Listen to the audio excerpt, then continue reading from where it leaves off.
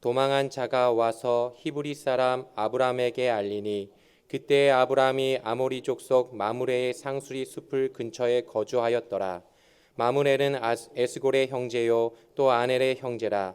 이들은 아브람과 동맹한 사람들이더라. 아브람의 그의 조카가 사로잡혔음을 듣고 집에서 길리고 훈련된 자 318명을 거느리고 단까지 쫓아가서 그와 그의 가신들이 나뉘어 밤에 그들을 쳐부수고 다메섹 왼편 호박까지 쫓아가 모든 빼앗겼던 재물과 자기의 조카 롯과 그의 재물과 또 부녀와 친척을 다 찾아왔더라. 아멘. 오늘 말씀의 제목은 승리를 위하여입니다. 한번 따라 하실까요? 승리를 위하여. 우리가 살고 있는 이 세상은 참으로 치열한 세상입니다. 그 치열함을 표현하는 단어가 있죠.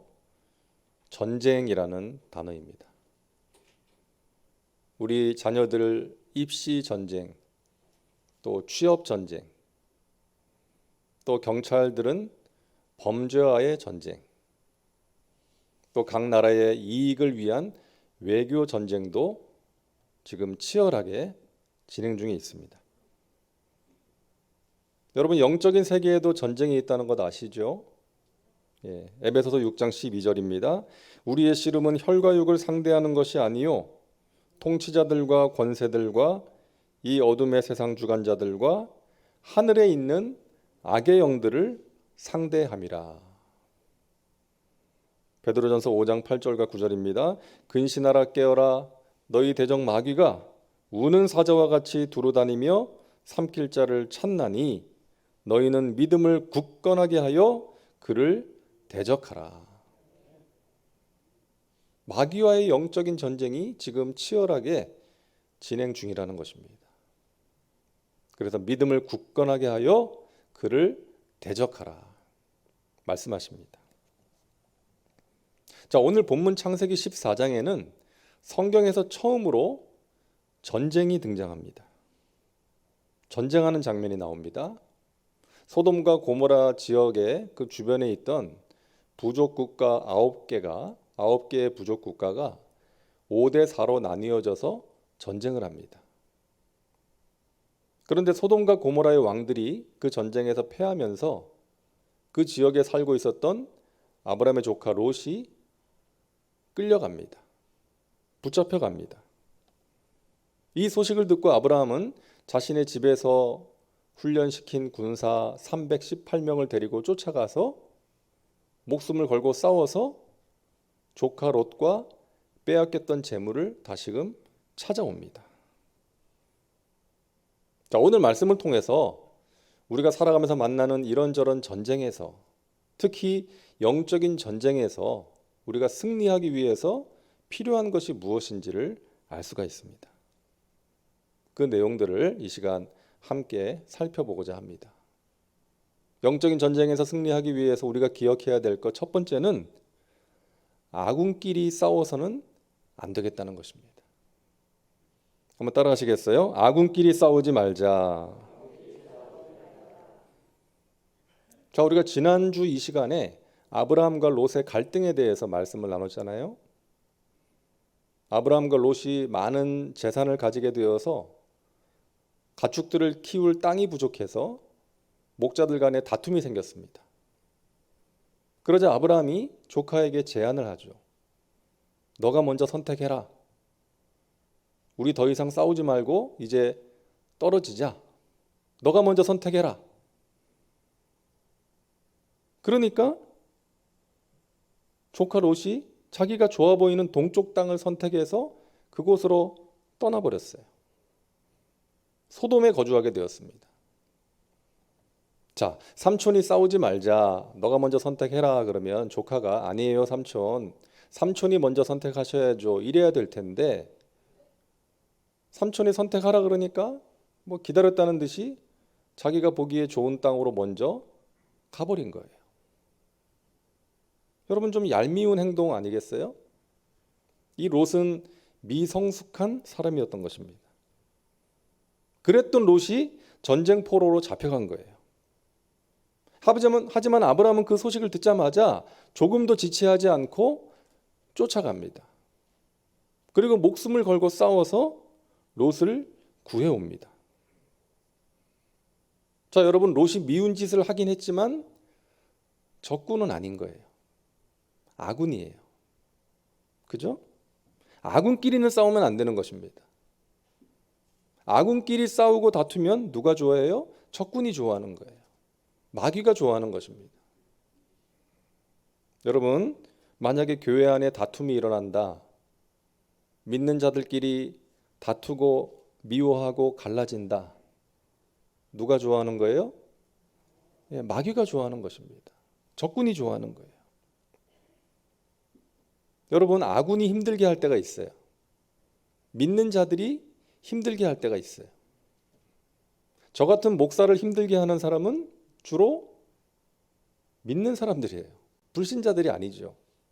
교인들이나 다른 목회자들이에요. 하지만 그들도 적군이 아닌 아군이에요. 우리가 이 사실을 잊어서는 안 되겠다는 것입니다. 자, 교회 안에 갈등이 생길 때가 있습니다. 근데 여러분 생각해 보세요. 갈등은 언제나 있었고 어디에나 있었습니다.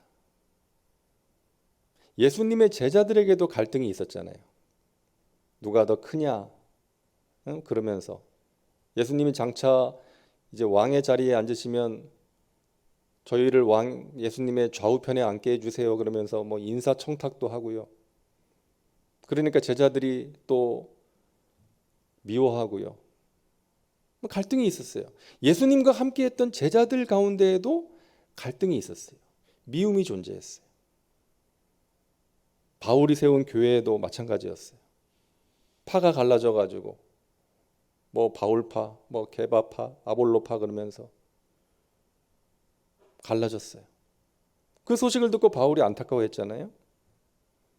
인간이 죄성이 있어요. 인간이 죄성이 있기 때문에 상처를 주고받고 미워하고 다툴 때가 있습니다. 정죄하고 싸우는 거예요. 그렇기 때문에 우리는 성령을 따라 행함으로 육체의 욕심을 이겨내야 되는 것입니다. 우리 안에 있는 죄성이 우리 연약함을 도우시는 성령의 도우심과 능력으로 통제될 수 있어야 됩니다. 말씀과 기도로 내 안에 있는 죄성이 다스려질 수 있어야 한다는 거예요. 그래야 우리가 하나님의 뜻대로 살아갈 수가 있고 하나님께서 기뻐하시는 아름다운 관계를 이루면서 그러한 교회 공동체를 이루면서 살아갈 수가 있는 것입니다. 제가 오래전에 신학교에 갔을 때 제가 많이 순진했죠.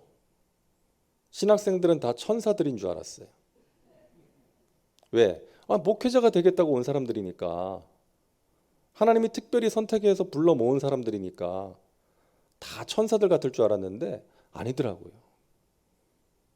마귀 비슷한 짓 하는 사람도 있더라고요. 그때 제가 배운 진리가 있습니다. 목사가 되기 전에 인간이 되어야 하겠다. 그게 안 되면 하나님의 교회에 상처를 줄 수가 있고 하나님의 영광을 가리울 수 있기 때문에. 그리고 또 한 가지는 사람 보지 말고 하나님만 바라봐야 되겠다. 왜? 사람 보면 낙심하니까, 상처받으니까. 어디에나 갈등이 있고 미움과 다툼이 있고 인간은 죄성을 가진 연약한 존재이기에 인간 바라보면 실망하니까 하나님만 바라봐야 되겠다. 사랑하는 여러분, 우리가 흔히 말하는 왼수 같은 인간도 영적인 세계에서 보면 적군이에요? 아군이에요? 아군입니다. 왼수 같은 인간도 아군이에요. 적군은 마귀예요. 왼수 같은 인간은 마귀에게 이용당하는 불쌍한 인간일 수 있습니다. 그래서 여러분, 그 사람을 위해서 불쌍히 여기는 마음으로, 넓은 마음으로 기도하시기를 바랍니다. 여러분, 이 사실을 꼭 기억하세요. 우리는 다 아군이에요. 같은 편입니다. 마귀를 대항해서 싸워야 되는 또 이 세상에 죽어가는 영혼들을 건져내야 되는 같은 사명을 가진 한 하나님, 한 성령을 섬기는 같은 하나님 나라의 백성들, 같은 하나님의 가족들, 아군이라는 것을 여러분 꼭 기억하시기를 바랍니다. 그럴 때 우리가 영적인 싸움에서 이길 수가 있습니다. 자, 둘째로 우리가 영적인 전쟁에서 승리하기 위해서는 평소에 훈련해야 됩니다. 한번 따라합니다. 평소에 훈련하라. 평소에 훈련해야 됩니다. 자, 아브라함은 롯이 잡혀갔다는 소식을 듣고 지체하지 않고 사람들을 모아서 쫓아가죠. 창세기 14장 14절입니다. 아브라함이 그의 조카가 사로잡혔음을 듣고 집에서 길리고 훈련된 자 318명을 거느리고 단까지 쫓아갔다. 여러분, 성경에 정확한 숫자가 기록되어 있는 경우에는 의미가 있는 거예요. 이 318명이라는 숫자의 의미가 무엇이겠습니까? 상대방 연합군에 비하면 적은 숫자였던 거예요. 다시 말해서 하나님이 주신 승리였다는 거예요. 그리고 또 한 가지는 그 318명이 아주 잘 훈련된 사람들이었다는 것입니다. 그러니까 아브라함에게 평소에 훈련되어진 군사들이 있었기 때문에 쫓아가서 싸워서 이겨서 조카를 구해올 수 있었던 거예요. 여러분, 전쟁에서 이기기 위해서는 훈련이 필요합니다. 전쟁에서 이기기 위해서는 우리가 강해져야 되는데 강해지기 위해서는 훈련이 필요해요. 그래서 하나님께서 가끔 우리를 그 훈련소에 입학을 시키지 않습니까? 광야 학교에 입학을 시키세요.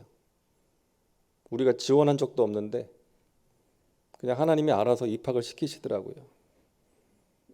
거기서 우리가 훈련을 받습니다. 처음에 군대를 가면은 민간인 떼를 벗겨냅니다. 걸음걸이도 군인같이, 또 말투나 목소리도 이제 군인같이 되는 그런 훈련을 받아요. 그런 것처럼 하나님께서 우리를 하나님의 훈련소에 입학시키셔가지고 세상 떼를 벗겨내십니다. 세상의 방식대로 살아가고 세상의 가치관을 따라서 살아가던 나를 훈련시키셔서 세상 떼를 벗기시고 하나님 나라의 가치관으로 하나님의 말씀으로 무장시키시는 거예요. 군인이 상관의 명령에 절대 복종하는 것처럼 하나님의 뜻을 분별하고 하나님의 말씀에 순종하는 훈련을 받게 하시는 것입니다. 그 훈련을 통해서 우리가 강해지고 성숙해지는 거예요. 예수 그리스도의 좋은 군사가 되는 것입니다. 여러분, 위생적이고 깨끗한 환경에서 자라는 요즘 아이들보다 그 옛날에 막 흙먼지 속에서 뒹굴던 아이들이 더 건강했다는 것 아시죠? 옛날 아이들이 별로 위생적이지 못한 환경에서 자랐던 옛날 아이들이 더 건강했던 것 같아요. 잘 아프지도 않았고. 그런데 여러분, 그게 과학적으로 증명이 됐어요. 이유가 밝혀졌어요. 그 흙 속에 있는 미생물들이 우리의 면역 체계를 자극한다는 거예요. 그래서 우리를 강하게 만든다는 것입니다. 그래서 요즘 그 흙 속의 미생물을 사용해서 뭐 습진이나 천식, 장염 등을 치료하는 치료제가 만들어지고 있다는 거예요. 그래서 여러분, 우리의 삶도 마찬가지예요. 때로는 힘든 상황이 닥칠 때가 있어요. 힘든 일들을 만날 때가 있는데 그것이 우리의 영적인 면역 체계를 자극해서 강하게 한다는 것입니다. 우리가 힘들 때 하나님을 더욱더 의지하게 되고 힘들 때 깨어서 기도하게 되고 그러한 과정을 통해서 하나님과의 관계가 깊어지고 영적으로 성숙해지는 거예요. 영적으로 강해지는 것입니다. 하나님의 훈련 과정인 것이죠. 사도 바울이 사랑하는 아들 디모데에게 뭐라고 말합니까? 디모데전서 4장 7절과 8절 우리 같이 한번 읽을까요? 경건에 이르도록 내 자신을 훈련하라. 육체의 훈련은 약간의 유익이 있으나 경건은 범사에 유익하니 금생과 내생에 약속이 있느니라. 여러분, 경건이 무엇입니까? 경건. 하나님과의 관계에서 나오는 영적인 능력이에요. 하나님과의 관계를 통해서 얻게 되는 영적인 능력이 경건이에요. 근데 이 능력은 어떻게 가질 수 있습니까? 훈련을 통해서, 지속적인 훈련을 통해서 가질 수가 있다는 거예요. 그래서 우리가 경건 훈련이라는 표현을 쓰지 않습니까? 여러분, 교회를 오래 다닌다고 되는 게 아니에요. 내가 어떤 중요한 직분을 맡았다고 해서 되는 게 아니에요. 날마다 주님 앞에 서는 훈련이 필요하다는 것입니다. 날마다 주님 바라보는 시간을 가지고 이런저런 연단을 통과하면서 우리에게 경건의 능력이 임하게 되는 것을 여러분 기억하시기를 바랍니다. 그래서 날마다 지속적으로 우리가 하나님 앞에 서는 시간을 가져야 되고, 날마다 깨어서 하나님의 은혜를 구하며 기도에 힘써야 되는 것입니다. 여러분, 이치로라는 그 일본 야구 선수가 있거든요. 그 일본 리그에서 최고의 타자로 인정을 받았고, 또 미국 메이저리그에 진출해서도 아주 탁월한 성적을 냈던 그런 야구 선수입니다. 타자예요. 근데 이치로 선수에게 이제 사람들이 그 탁월함의 비결에 대해서 질문을 했는데, 그때 이 사람이 이런 말을 했습니다. 특별한 일을 하기 위해 특별한 일을 하는 것이 아니다. 특별한 일을 하기 위해 평소와 같은 일을 한다. 이런 말을 했어요. 다시 말해서 특별하게 되기 위해서, 탁월하게 되기 위해서 어떤 특별한 일을 하는 것이 아니라 그냥 평소에 하던 일을 꾸준하게 한다는 거예요. 여러분, 우리에게 꾸준함이 필요합니다. 지속성이 참으로 중요해요. 영적인 세계도 마찬가지예요. 지속적으로 할 때 그것이 우리에게 능력이 되는 줄로 믿습니다. 날마다 기도의 시간을 가지고 날마다 하나님 말씀을 가까이 하고 묵상해야 되는 거예요.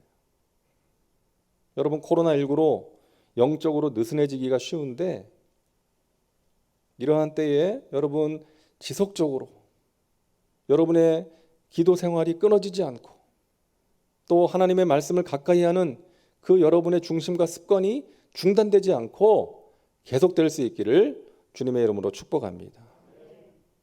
하나님 앞에 날마다 서는 시간, 그 경건의 훈련을 여러분 꼭 가지셔서 하나님이 주시는 능력으로 무장하시고 마귀의 영적인 공격을, 또 이 세상의 유혹을 넉넉히 이기면서 살아가시기를 간절히 바랍니다. 자, 세 번째로 따라합니다. 잡혀있는 자를 찾아오라. 자, 아브라함은 결국 잡혀갔던 롯을 찾아옵니다. 창세기 14장 16절입니다. 모든 빼앗겼던 재물과 자기의 조카 롯과 그의 재물과 또 부녀와 친척을 다 찾아왔더라. 이 말씀을 오늘날 우리에게 적용한다면 무엇일까요? 마귀에게 사로잡혀 있는 사람, 죄와 저주 가운데 눌려 있는 사람을 찾아오라는 거예요. 여러분이 찾아와야 될 사람이 누굽니까? 여러분 가족 중에 있을 수도 있고, 사랑하는 친구 가운데 있을 수도 있고, 옆에 사는 사람 가운데 있을 수도 있다는 거예요. 그러한 사람을 찾아와야 됩니다. 자, 여러분 사진 보세요. 본 회퍼라는 그 독일 목사님입니다. 신학자요 목사님이셨는데, 이 히틀러가 정권을 잡았던 나치 정권 시절에 그 반정부 운동을 했던 그런 목사님이에요. 근데 히틀러가 정권을 잡았을 때 사람들이 이분에게 권유를 했습니다. 망명하라고. 이제 해외에서 활동하고 있었는데, 당신 위험해질 수 있으니까 이제 망명을 해라. 근데 이 목사님은 오히려 해외에 있다가 자기 고국으로 독일로 돌아갔어요. 그리고 적극적으로 그 반정부 투쟁을 합니다. 이분이 이런 말을 했어요. 나는 어떤 미친 사람이 트럭을 몰고 사람들을 향해서 돌진한다면 나는 하나님께 그 트럭을 멈추어 달라고 기도만 하지 않을 것이다. 나는 그 트럭으로 달려가서 트럭에 올라가서 그 미친 운전수를 끌어내릴 것이다. 이런 말을 했어요. 그 미친 운전수는 히틀러죠. 그래서 이분이 히틀러 암살 그 계획에 가담합니다.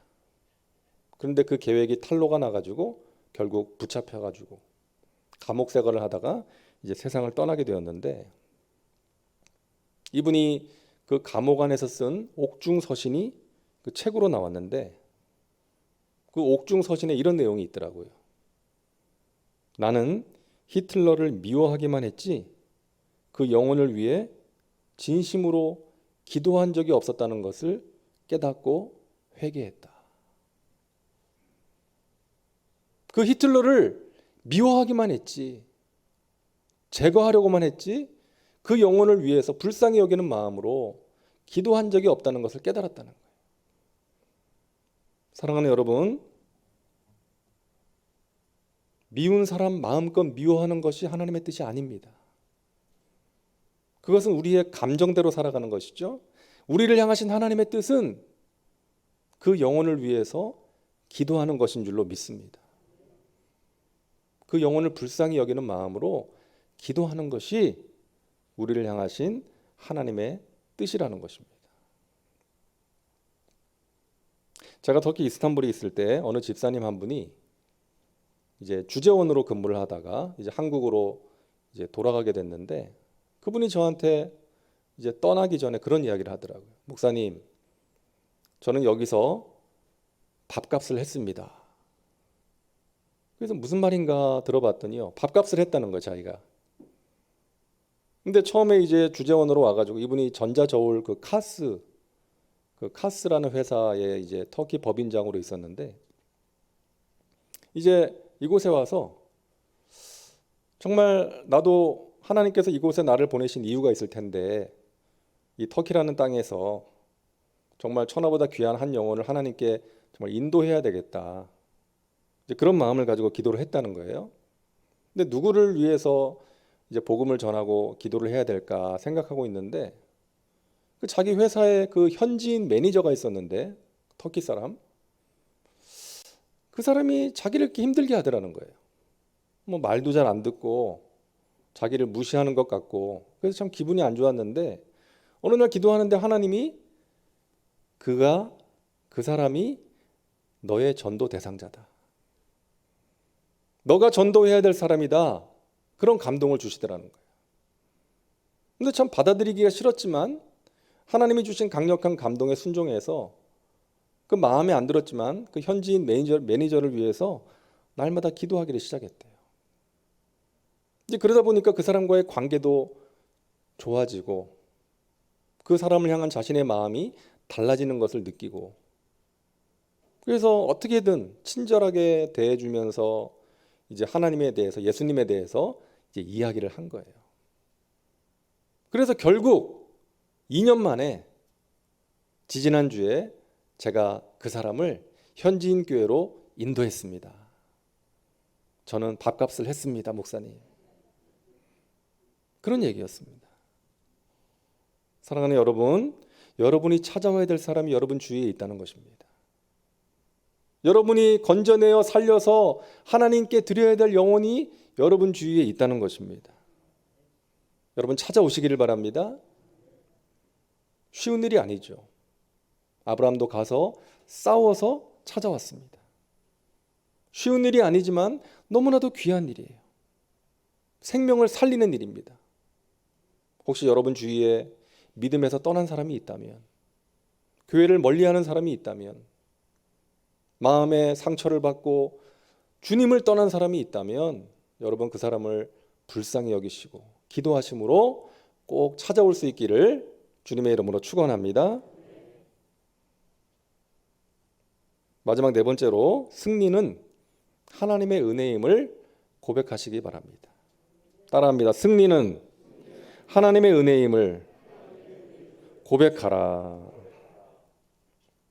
이게 무슨 말인가 하면, 여러분 승리했을 때 가장 조심해야 될 것이 교만이라는 것입니다. 교만. 잘 나갈 때, 돈 잘 벌고 사람들에게 칭찬받을 때 조심해야 된다는 거예요. 내가 잘나서 그런 것으로 착각하지 말라는 것입니다. 아브라함은 승리했습니다. 적은 수를 가지고 4개 부족 연합군을 맞아서 승리했습니다. 그리고 돌아오는데 제사장 멜기세덱이 아브라함을 맞이하면서 이렇게 말하는 거예요.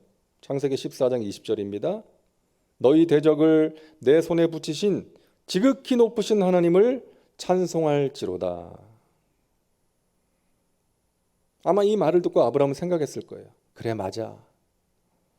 내가 이렇게 적은 수의 군사를 가지고 저 4개 부족 연합군을 상대해서 이길 수 있었던 것은 내가 잘해서가 아니지. 하나님의 은혜지.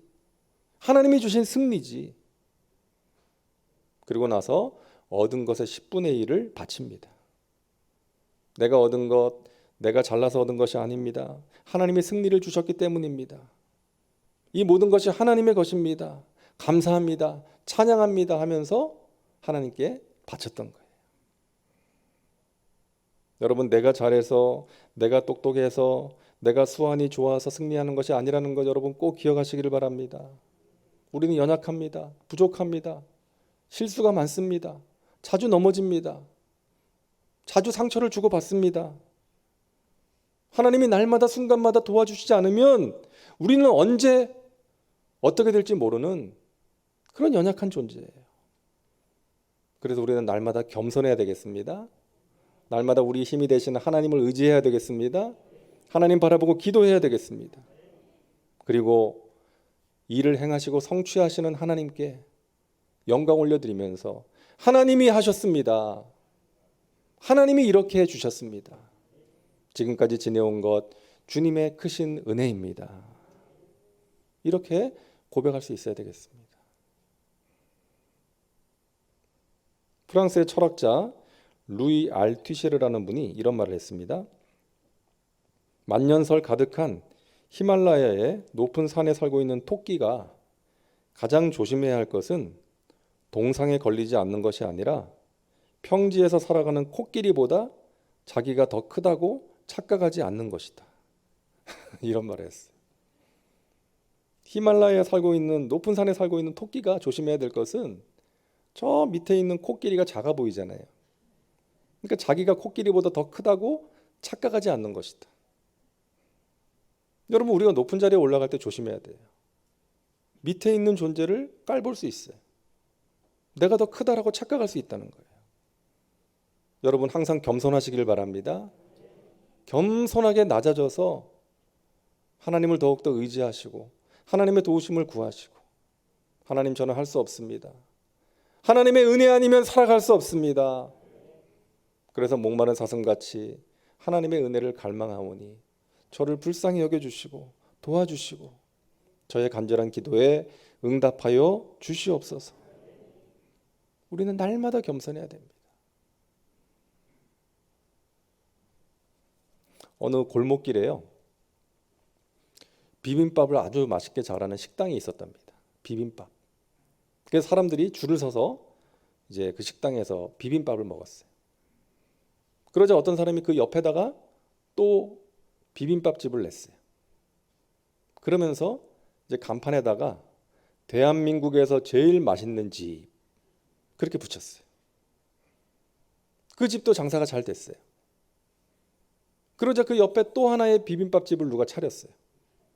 그러면서 간판에다가 이 세상에서 제일 맛있는 집 그렇게 붙였어요. 그러니까 원래 거기서 하고 있던 이 비빔밥집 사장님도 나도 뭐 하나 붙일까? 그래가지고 붙였대요. 이 골목에서 제일 맛있는 집. 여러분, 대한민국에서 제일 맛있는 집, 세계에서 제일 맛있는 집 뭐예요? 이 골목에서 제일 맛있는 집이 제일 잘하는 집인 거죠. 여러분, 하나님께서 겸손한 자를 기뻐하십니다. 항상 하나님 앞에 겸손하게 낮아져서 겸손한 사람을 기뻐하시고 귀하게 사용하시는 그 하나님의 은혜 가운데 날마다 거하시기를 주님의 이름으로 축원합니다. 우리가 겸손하게 낮아져서 하나님의 은혜를 구할 때, 이 밤에 여러분 이 자리에 왜 모이셨습니까? 여러분의 가정에서 왜 온라인으로 이 예배를 드리고 있습니까? 하나님의 은혜에 대한 갈망이 있기 때문이죠. 하나님의 은혜가 필요합니다. 나의 기도에 응답하여 주옵소서. 살아계신 하나님을 향한 믿음과 하나님의 은혜를 갈망하는 겸손이 있기 때문에 우리가 지금 이 자리에서 또 가정에서 하나님의 은혜를 구하고 있는 줄로 믿습니다. 하나님께서 그런 사람들을 기뻐하세요. 겸손한 자에게 은혜를 베푸십니다. 어려움을 이기게 도와주시고 그런 과정을 통해서 하나님의 영광을 드러내는 도구로 귀하게 사용하실 줄로 믿으시기를 바랍니다. 교회는 유람선이 아니라 전투함이라고 할 수 있습니다. 마귀의 진을 향해서 기도의 포를 쏘고 물에 빠져 헤매는 사람을 건져내어 살리는 그 사명이 교회에게 있습니다. 우리 여의도 순복음 송파교회도 하나님께서 그 귀한 사명을 맡기신 줄로 믿습니다. 우리가 힘을 다해서 그 사명을 감당해야 되겠습니다. 그러기 위해서 우리는 하나가 되어야 됩니다. 한 가족, 아군이라는 거 기억하시고 함께 힘을 모아서 포로로 끌려간 자를 찾아오고 또 하나님의 능력의 손에 붙들린 바 되어서 귀하게 쓰임받는 저와 여러분 모두가 되시기를 주님의 이름으로 축원합니다. 우리의 인생길이 힘든 고난길이지만 하나님을 의지함으로 열심히 싸워서 하루하루 승리하시기를 주님의 이름으로 축원합니다. 기도하겠습니다. 하나님 감사합니다. 오늘 이 밤에도 저희들 불러주셔서 하나님을 예배하게 하시고 하나님께 전심으로 우리의 마음의 소원을 아뢰 수 있도록 인도해 주시니 감사합니다.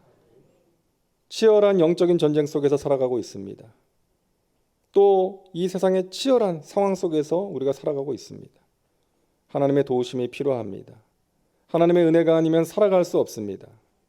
그래서 이 밤에 하나님께 기도하오니 하나님 우리의 기도를 통해서 하나님의 선하신 뜻을 아름답게 이루어 주시옵소서. 우리가 기도함으로 하나님의 살아계심을 경험하게 하시고 기도함으로 마음과 생각을 지키게 도와주시고 기도함으로 하나님의 뜻을 분별하고 순종할 수 있는 힘과 지혜와 용기를 얻게 하여 주시옵소서. 우리의 기도가 하늘 문을 여는 기도가 되게 하여 주시고 하나님의 응답을 경험하는 그러한 기도가 되게 하여 주시옵소서. 감사드리며 예수님의 이름으로 기도하옵나이다. 아멘.